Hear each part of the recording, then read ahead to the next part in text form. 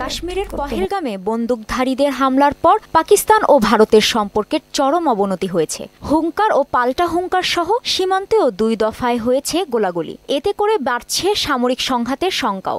এমন অবস্থায় পাকিস্তানের আজাদ কাশ্মীরে দেখা দিয়েছে ভয়াবহ বন্যা। এ বন্যার কারণে পাকিস্তানের আজাদ কাশ্মীরের রাজধানী মুজাফফরবাদে পানি নিয়ে জরুরি অবস্থাও ঘোষণা করা হয়েছে। কাশ্মীরের প্রধান নদীতে হঠাৎ করেই পানির প্রবাহ বেড়ে যায়। এর কারণ হিসেবে সন্দেহের তীর সোজা গিয়ে পড়েছে ভারতের দিকে। ইসলামাবাদ অভিযোগ করছে, ভারত হঠাৎ করে পানি ছেড়ে দেওয়ার পর এমন পরিস্থিতির সৃষ্টি হয়েছে।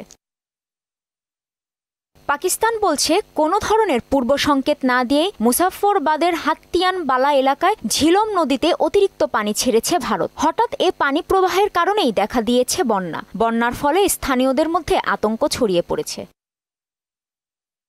এমন পরিস্থিতিতে ভারতকে আবারও হুঁশিয়ারি বার্তা দিয়েছে পাকিস্তানের প্রধানমন্ত্রী শেহবাজ শরীফ। হুঁশিয়ারি উচ্চারণ করে তিনি বলেন, ভারত যদি পানি প্রবাহ বন্ধ করে তবে পাকিস্তান যে কোনো মূল্যে নিজের অধিকার রক্ষা করবে। ভারতের এমন পদক্ষেপ যুদ্ধের ঘোষণা হিসেবে গণ্য হবে বলেও জানান তিনি। এদিকে কাশ্মীরের পহেলগামের হামলার দায় পুরোপুরি অস্বীকার করেছে বিচ্ছিন্নতাবাদী বিদ্রোহী গোষ্ঠী দ্য রেজিস্ট্যান্স ফ্রন্ট TRF। গোষ্ঠীটি পাল্টা অভিযোগ করছে, ভারতীয় গণমাধ্যম তাদের নামে মিথ্যাচার চালিয়েছে। শনিবার গণমাধ্যমে পাঠানো বিবৃতিতে এমনটা দাবি করেছে TRF।